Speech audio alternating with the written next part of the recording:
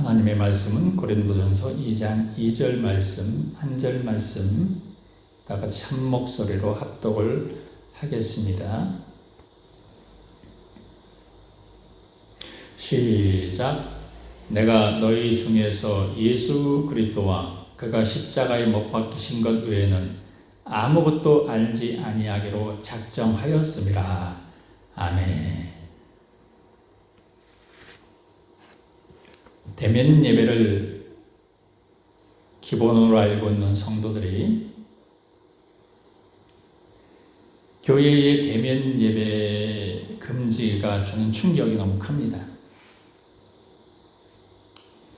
이것을 어떻게 받아들여야 할지 혼란스럽기까지 합니다. 우리는 이런 문제들에 대해서 여러 차례 언급을 했습니다. 성전 중심이던 시절에 성전이 파괴되고 더 이상 성전에서 예배를 드릴 수 없게 되었을 때 과연 기독교 신앙은 사라졌는가? 사라지지 않았습니다. 대면 예배가 금지가 되고 비대면 예배가 드려진다고 해서 혼자 예배자로 드려진다고 해서 기독교 신앙은 사라지지 않습니다. 다만 우리가 그런 면에 익숙하지 않기 때문에 당황스러운 것은 있을 것입니다. 우리 교회도 첫 비대면 예배를 드리고 있습니다. 앞으로 어쩌면 시대 변화에 따라 비대면 예배가 확장될 수도 있을 겁니다. 코로나 바이러스가 기존의 질서에 대한 변화를 요구하고 있습니다. 코로나 바이러스 확진자가 계속 늘고 있습니다. 우리 교회 또한 그 위험에 노출된 것도 사실입니다. 얼마나 불안하겠습니까? 확진자라도 발생하는 날에는 우리 주변에 엄청난 충격과 우려가 발생할 것입니다. 그래서 떨고 있지 않습니까? 그래서 불안하지 않습니까? 이것은 곧바로 우리 신앙의 위기이기도 합니다. 코로나 바이러스는 육신을 공격해서 목숨까지 빼앗는 무서운 병균입니다. 바이러스는 정치적 선택을 하지 않습니다. 우파와 좌파를 구별하지도 않습니다. 감염되기 전에 예방하는 것이 최선입니다. 전 세계는 나름대로 이것을 경계하고 막아내고 있습니다. 우리나라도 질병관리본부를 중심으로 방역에 힘쓰고 있습니다. 당연히 질병관리본부에 협조하는 것은 상식 중의 상식입니다. 그 상식이 무너지는 꼴을 우리는 보고 있습니다. 그 장면을 보면 어떻습니까? 분노가 일어나지 않습니까? 다른 것은 몰라도 국민의 생명을 담보로 상식 밖의 일들을 벌이고 있는 모습은 정말 분노가 치밀어 오르게 합니다. 여기에서 우리는 잘 생각하셔야 합니다. 코로나 바이러스는 우리 몸에 침투해서 병들어 죽게 하는 무서운 바이러스이지만 동시에 우리 신앙생활에 치명적인 손상을 입히는 영적인 바이러스를 불러옵니다. 금방 언급했듯이 우리는 일렬의 사태를 볼 때 분노가 일어나고 저주가 일어나고 미움이 일어나는 것을 겪습니다. 도대체 우리 심령 속에서 평안이라고는 찾을 수가 없어요. 불안, 초조, 두려움, 원망, 미움이 가득 찬 심령이라면 우리는 이미 영적 바이러스에 감염된 것입니다.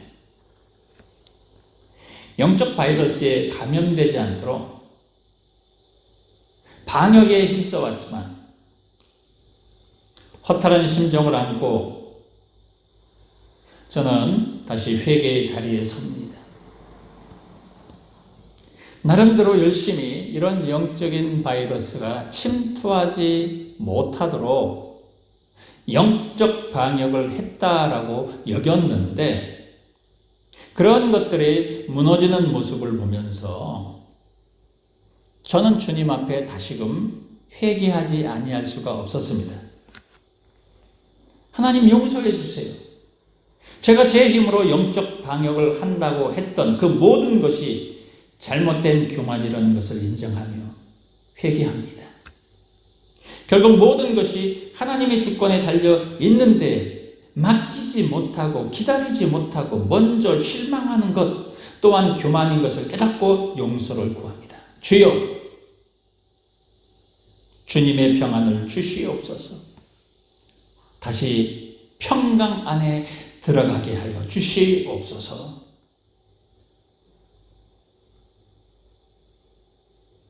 저는 이렇게 회개를 드립니다. 고린도 교회는 많은 문제를 가진 교회였습니다.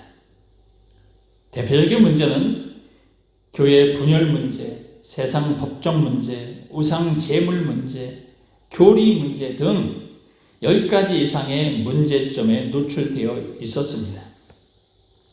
오늘날 한국교회도 그렇지 않습니까? 광화문의 집회를 주도하는 교회, 그것을 비판하는 교회, 도대체 어느 것이 진짜인지 일반 사람들은 헷갈릴 정도입니다. 고린도 교회가 바로 그러한 교회였다는 것입니다. 여기에 대해서 사도 바울은 기독교 본질을 선포하면서 교회는 이러한 모습이어야 한다라고 주장합니다. 과연 어떤 모습입니까? 사도 바울이 제시한 기독교 본질은 영적 바이러스에서 벗어날 수 있는 영적 백신이 됩니다.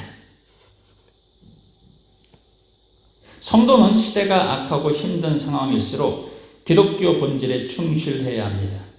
자꾸 상황에 따라 본질에서 이탈하기 때문에 영적 바이러스에 감염되는 것입니다. 사도 바울은 본문 말씀에서 이런 고백을 합니다. 본문 말씀 고린도전서 2장 2절 말씀을 다시 한번 읽어보겠습니다. 읽어볼까요? 시작. 내가 너희 중에서 예수 그리스도와 그가 십자가에 못 박히신 것 외에는 아무것도 알지 아니하기로 작정하였습니다. 아멘. 예수 그리스도와 그가 십자가에 못 박히신 것 외에는 아무것도 알지 아니하기로 작정하였다. 이 다짐과 고백이 기독교 본질을 담고 있다는 거예요. 사도 바울에게 있어서 기독교는 바로 예수 그리스도 그 자체입니다. 그분의 죽으심과 장사와 부활과 혈련과 승천과 재림이 기독교 신앙의 전부이고 본질입니다. 왜 그렇죠? 왜 그렇습니까? 바로 예수 그리스도가 생명 그 자체이기 때문에 그렇습니다. 그래서 성경은 예수 그리스도로 시작해서 예수 그리스도로 끝이 나는 거예요. 사도 바울은 그 중심이 누구인가를 정확하게 관통하고 있습니다.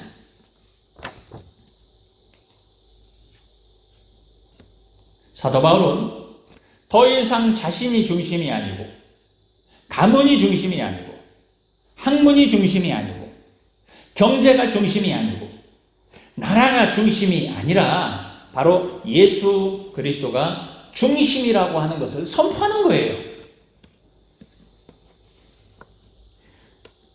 우리는 일련의 사태를 겪으면서 어떤 생각이 듭니까? 사도 바울의 고백처럼 우리 중심이 예수 그리스도 바로 당신입니다. 이렇게 자신 있게 선포할 수 있습니까?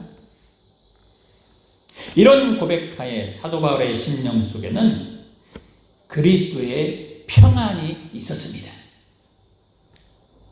그래서 그는 어떤 상황 속에서도 진정으로 기뻐할 수 있었어요.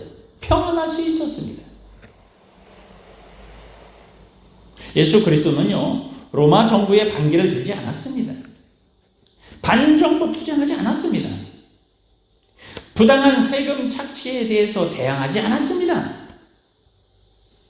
세금 문제로 시험하는 자들에게 가이사라의 것은 가이사라에게, 하나님의 것은 하나님께 드려야 한다 하면서 로마 정부 자체를 부정하지 않았습니다. 또 예수님은 군중들을 선동하지 않았습니다. 그 군중들이 자신을 향해 돌을 던지면 그 돌을 맞았습니다. 채찍을 휘두르면 채찍을 맞았습니다. 그런데 요즘 교회들은 돌 맞으면 바위를 던지려고 해요.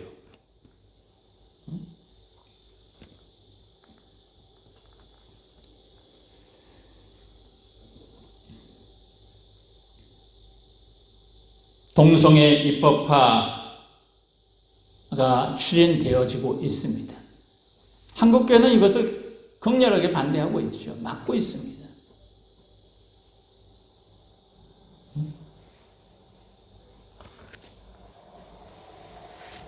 그런데 아마도 모르긴 모르지만 결과적으로 무너질 것입니다. 교회가 아무리 반대하고 아무리 그 문제들을 가지고 데모를 할지라도 아마 그 문제는 없어지지 않을 것입니다.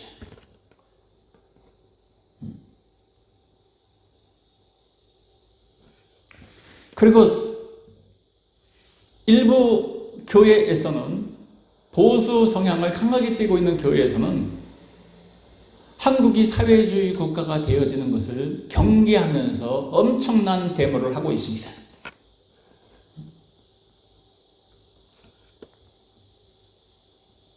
그런데 동성애 합법화를 반대하고 공산주의를 반대하는 것이 교회가 해야 될 일이 아니라는 거예요. 더 중요한 것은 그 이유입니다. 동성애가 합법화가 되고 사회주의가 되었을 때 너희들은 그 속에서 어떻게 하겠느냐 하는 것이 주님의 질문입니다.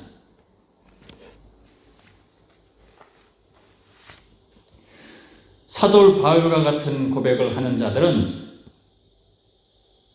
성경은 분명히 이야기합니다. 사도 바울과 같은 고백을 하는 자들이 승리자라고.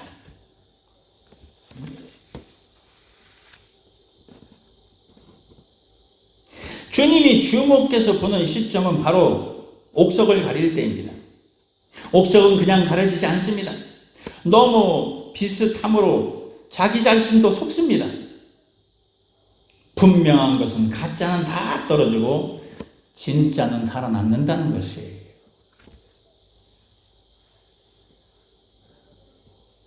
이 말씀을 듣는 서린교회 성도들은 다 진짜이기를 주님의 이름으로 축원합니다. 누가복음 1장에서도 기독교 본질이라고 할 수 있는 내용을 분명히 담고 있습니다. 누가복음 1장 1절에서 4절 말씀을 읽어보겠습니다. 한번 읽어볼까요? 시작. 우리 중에 이루어진 사실에 대하여 처음부터 목격자와 말씀의 일꾼된 자들이 전하여준 그대로 내력을 저술하려고 붓을 든 사람이 많은지라.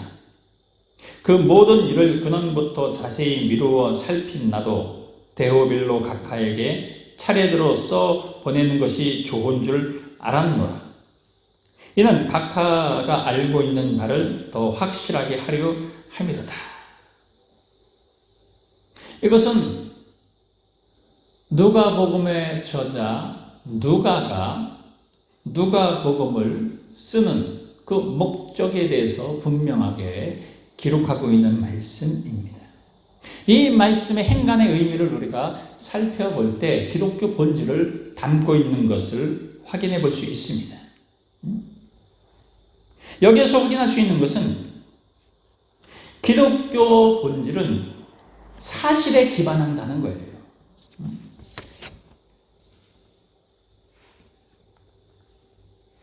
기독교 본질은 역사적 근거를 갖고 있습니다. 지어낸 것이 아닙니다. 이 점이 중요합니다. 기독교 본질은 사상이 아니라 역사에 근거한 사실입니다. 지어내고 가공하고 각색한 것이 아닙니다. 또 누가복음 1장에서 우리가 확인할 수 있는 두 번째 사실은 이 역사적 사실에 대한 목격자가 있다는 거예요. 허다한 무리가 주님의 죽으심을 목격합니다. 또한 아울러서 부활을 목격합니다. 부활은 죽음 이전에 행하셨던 모든 것이 진짜라고 하는 증명사건이에요. 그리고 세 번째 확인할 수 있는 것이 뭐냐? 그 엄연한 역사적인 사실을 목격한 자들은 한결같이 증거자가 되었다라고 하는 것입니다. 여러분, 이것이 기독교 본질의 생명입니다. 누구에 대한 사실이고 목격이고 증거입니까? 바로 예수 그리스도입니다. 자, 이런 내용은 바로 사도 바울의 고백과 일맥상통합니다. 생명이신 예수 그리스도가 만물의 중심이고 교회의 중심이고 우리의 중심입니다.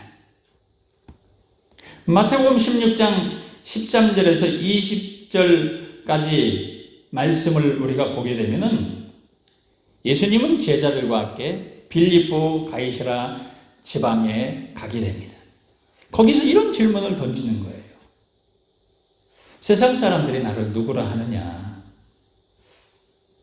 그리고 너희는 나를 누구라 하느냐?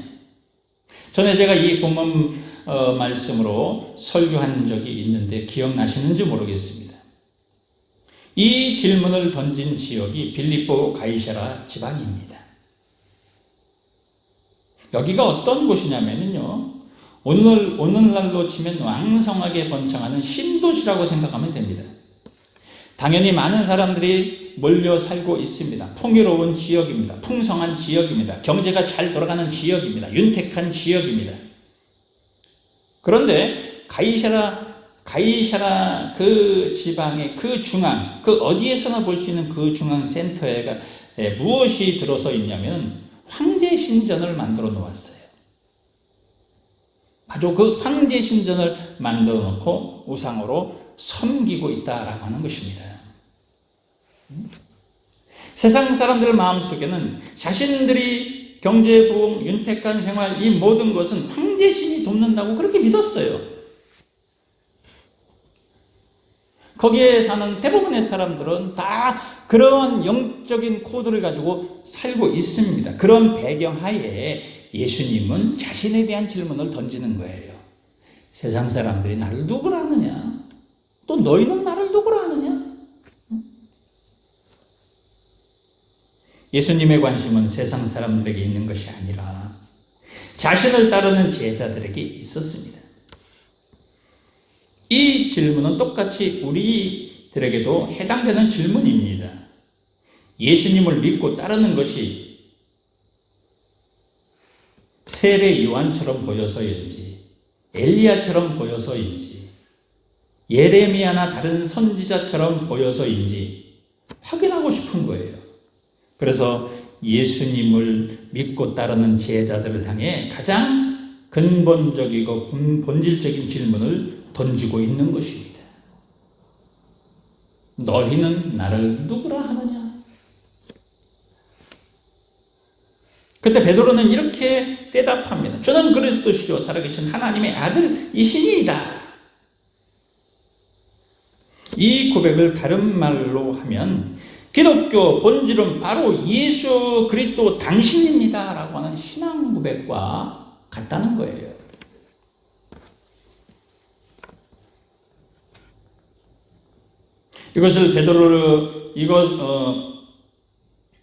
이것을 들은 예수님은 베드로에게 엄청난 칭찬을 합니다. 그러는 거예요. 그래, 바로 그것이 기독교 본질이야. 기독교 본질을 깨닫고 있는 베드로를 향해 주님은 너무도 기쁜 나머지 엄청난 축복을 해 주셨습니다. 그런데 이 신앙 고백이 반쪽짜리였다는 것이 들통이 납니다.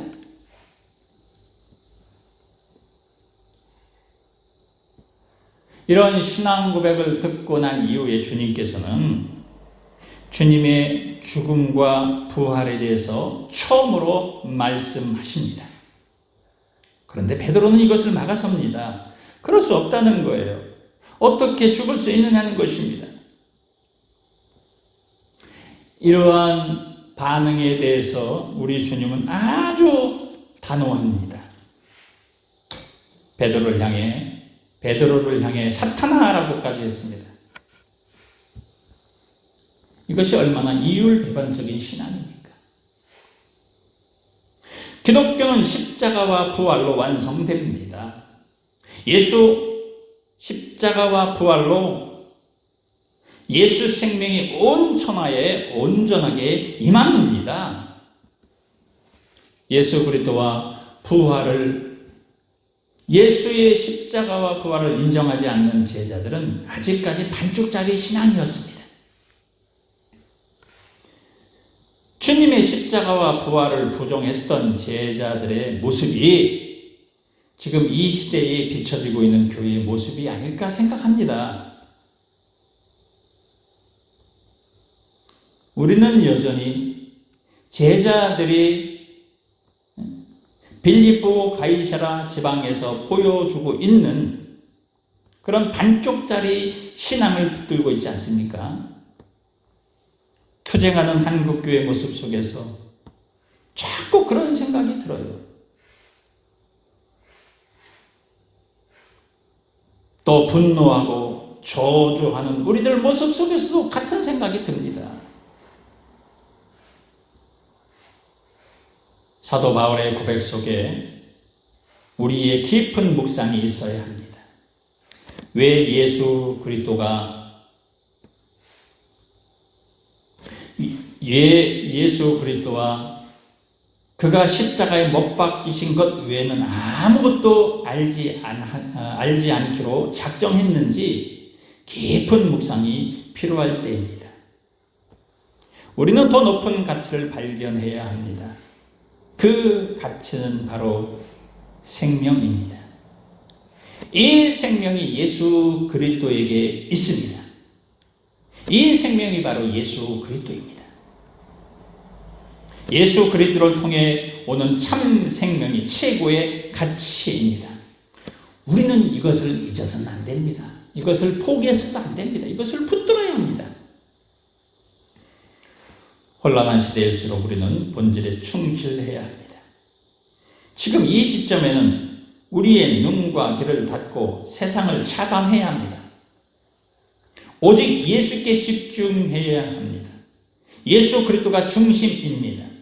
예수 생명의 말씀에 눈과 귀를 기울여야 합니다. 풍랑을 맞이한 제자들에게 하시던 책망을 기억해야 합니다. 그들은 풍랑 현장에서 예수님이 옆에 계시는데도 불구하고 예수님을 잃어버렸습니다. 예수님께 집중해야 될 시간에 풍랑에 집중했습니다.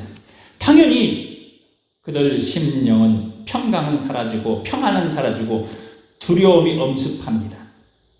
다 죽을 것 같습니다. 다 망할 것 같습니다. 우리가 예수 그리스도를 놓치는 순간 두려움과 분노와 좌절은 엄습할 것입니다. 자, 다시 예수님께 집중합시다. 오늘 본문 사도 바울의 신앙 고백을 깊이 묵상하시길 바랍니다. 예수가 중심이고 예수가 전부입니다. 이런 믿음을 가지고 끝까지 예수 생명을 붙드는 참 신앙인의 모습, 기독교 본질에 충실한 서림교회 성도님들이 되시기를 주님의 이름으로 축원합니다.